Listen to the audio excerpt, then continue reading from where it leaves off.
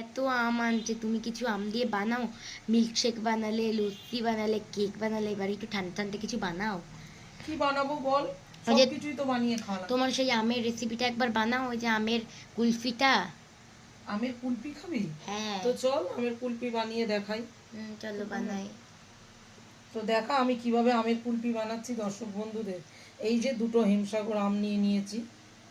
এইবার এই আমগুলো আমি আটিটাকে স্কুপ করে বার করে নেব। তার জন্য এইভাবে প্রথমে করে নিতে হবে। এই যে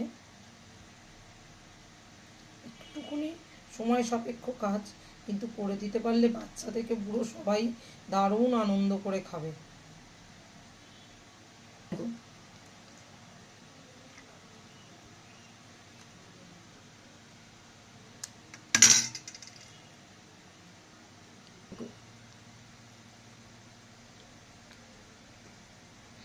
এই যে আটিটা বেরিয়ে এলো সুন্দরভাবে, দেখতেই পাচ্ছ। এবার রেখে দেবো এই কাপটার উপর, এমনভাবে দিতে হবে যাতে আমটা এইভাবে বসতে পারে। এবার আর একটা আমের করে তোমাদের বোঝার সুবিধার্থে আর একটা আমের আমি করে এইভাবে দেখিয়ে দিচ্ছি।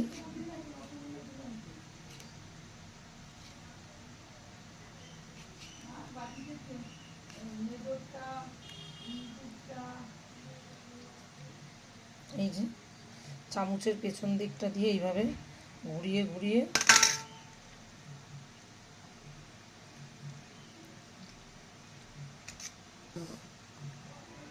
এইভাবে আটিটাকে ঘুরিয়ে ঘুরিয়ে বার করে নিতে, দেখতেই পেলে।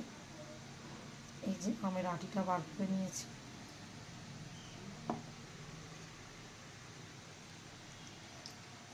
এইভাবে আমের পাল্পটা নিয়ে আবার ওই আমের ভিতরেই দিয়ে দেবো চামচের সাহায্যে।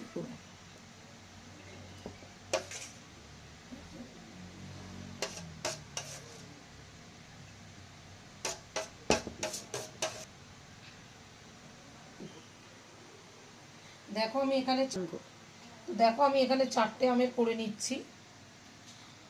এবার আসো দেখে নাও, দুধটা এখানে ফুটছে। দুধ আগে থেকে জাল বসিয়ে দিয়েছি, আর এতে পরিমাণ মতন চিনিও দিয়ে দিয়েছি। তোমরা যে যটা আম নেবে সে তত পরিমাণের দুধ নেবে আর ততটা চিনি দিয়ে নেবে। এখানে আমি দিয়ে দিয়েছি। এইবারে দিয়ে দেবো হচ্ছে, আমি এখানে দুধ ঠান্ডা করে 6 চামচ আমুল দুধ আর 1.5 চামচ, চায়ের চামচের 1.5 চামচ কর্নফ্লাওয়ার